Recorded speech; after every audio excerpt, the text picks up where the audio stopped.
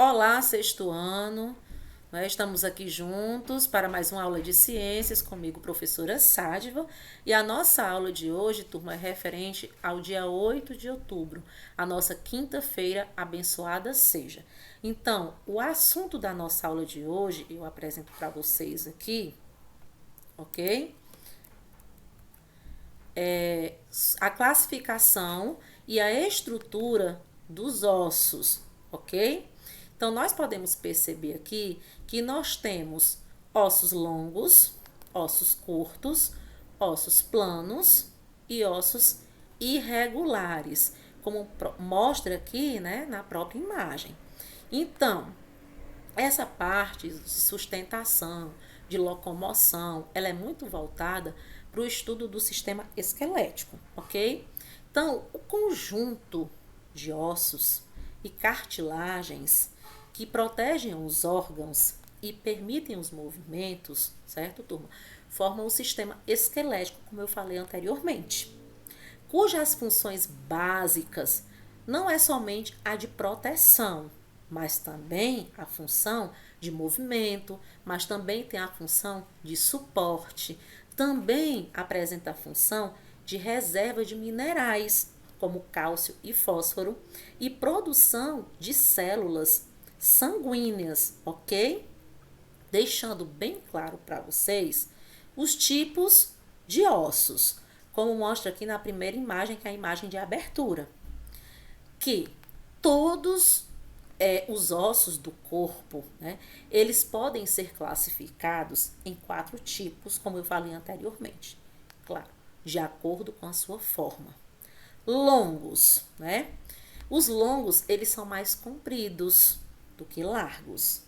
Por exemplo, ossos da perna, dos braços, antebraços e dedos, certo? Curtos, aproximadamente mesmo comprimento e largura. Ossos do calcanhar nosso, né? Do pulso também. Nós temos chatos, né? Ou achatados, alguns livros trazem assim, certo? Já são bem finos, em forma de lâmina, né? Que é o osso do crânio, né? As costelas, né? O externo, no caso. E os irregulares, que eles não podem ser inseridos, no caso aí, nos grupos anteriores. Por exemplo, as vértebras e ossos da face. São 2 exemplos, ok? Então, turma, seguindo disso, eu tenho aqui a representação do sistema esquelético, né? Então, a formação do tecido ósseo. Então, quando eu falo de tecido ósseo, você tem que ter em mente a ossificação, certo? Que é a formação, no caso aí, do tecido ósseo. E ela pode ser por 2 processos. Que 2 processos são esses? Nós temos a ossificação intramembranosa e a ossificação endocrondal, certo? No primeiro caso, que é a intermembranosa, o tecido ósseo, ele surge aos poucos, claro, em uma membrana de natureza conjuntiva, né? Não cartilaginosa. Na ossificação endocondral, né?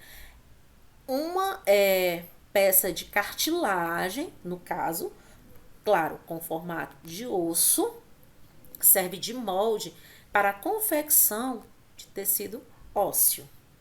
Então, vou dizer aqui algumas funções do nosso sistema esquelético, ou seja, do esqueleto humano. Então, o esqueleto humano, ele apresenta uma série de funções, ok, turma, no organismo, que vão bem além da sustentação do corpo. Então, entre as principais funções desempenhadas pelo esqueleto, eu posso citar aqui para vocês, né? Suporte do organismo, a proteção dos órgãos internos e dos tecidos bem moles, ok? Que estão na parte interna. Nós temos como função, né? Em conjunto com os músculos, também garante a nossa movimentação. Como função do sistema esquelético, apoio aos músculos esqueléticos, como função, depósito de sais minerais, principalmente o cálcio e o fósforo, ok? Para dar uma certa sustentação, né? E a relação com a produção de células do sangue, das células sanguíneas, né? Uma vez que a medula óssea, ela é encontrada nos ossos, certo? E com relação à divisão do esqueleto humano. Então, o esqueleto humano, ele é dividido em duas partes. Nós temos o esqueleto axial e nós temos o esqueleto apendicular. Ó, o esqueleto axial e o esqueleto apendicular. Então, esse esqueleto axial, ele é formado por 80 ossos, ok? Então, fazem parte... Quem faz parte do esqueleto axial?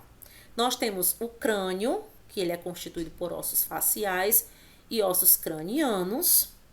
De maneira geral, esses ossos, eles garantem principalmente a proteção do encéfalo, uma porção do sistema nervoso central, né, do SNC. Nós temos o osso hioide, né, que é um osso sem articulação, localizado na região compreendida entre a mandíbula e a laringe, na região do pescoço. Nós temos as vértebras, que são ossos que constituem a coluna vertebral. Uma de suas funções primordiais, né, é garantir a proteção da medula espinhal.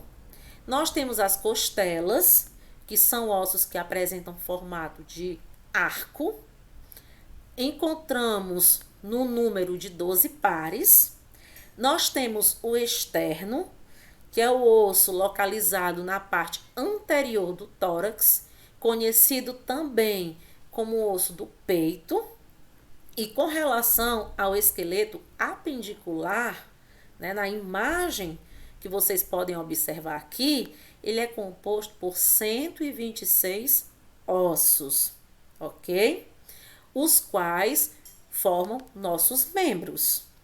Então, fazem parte do esqueleto apendicular. Nós temos os membros superiores, certo? Que são constituídos pelo húmero, que é o osso do braço, né? A una, nós temos também rádio, né? Que é o osso do antebraço, certo? Nós temos o carpo, que é o osso do punho, o metacarpo, que é o osso da palma da mão, e falanges, que são ossos dos dedos, certo? Levando em consideração a cintura escapular. A cintura escapular, ela é constituída pela clavícula e pela escápula. Nós temos os membros inferiores, certo? Que são constituídos pelo fêmur, né? Que é o maior osso do corpo humano, que é o osso da nossa coxa. Nós temos a tíbia e a fíbula, que é o osso da perna. Nós temos a patela, que é o osso do joelho. Os tarsos, metatarsos, falanges, ossos dos dedos. Nós temos a cintura pélvica, que ela é formada pelos ossos do quadril. Também, né, esse osso do quadril, no caso aí, eles são chamados de ossos pélvicos, certo? E deixando bem claro para vocês que além do sistema esquelético, ele ser estudado, né, por partes. Por quê? Por partes, esqueleto axial, esqueleto apendicular, porque é um estudo abrangente, ele é um estudo complexo, não é? Agora, no 6º ano, turma, vocês estão tendo somente a noção básica, mas quando vocês chegarem lá no 8º ano, quando vocês forem estudar os sistemas, que vocês forem estudar só o sistema esquelético, vocês irão se deparar com várias partes, né, que compõem, certo? E sabendo que eles trabalham ali, interagindo em conjunto, mas que cada peça, né, cada osso, ele apresenta uma função específica, ok? Deixando bem claro para vocês e ressaltando também, né, sobre o colágeno. Que o colágeno, ele é uma proteína fibrosa, certo? É estrutural e é uma proteína, claro, que de origem animal, encontrada na matriz extracelular, certo? E formando fibras resistentes. O colágeno, turma, é uma das proteínas mais abundantes aí, né, do reino animal, estando presente principalmente no tecido conjuntivo, né, e também no tecido ósseo, ok, turma? Então, esse aí foi a continuação do estudo, né? Não somente de sustentação e de movimentação, mas do sistema esquelético por partes. Eu apresentei hoje para vocês, ok? E deixo aqui registrado um grandioso abraço meu, da professora Sádiva, turma, e até o nosso próximo encontro, ok?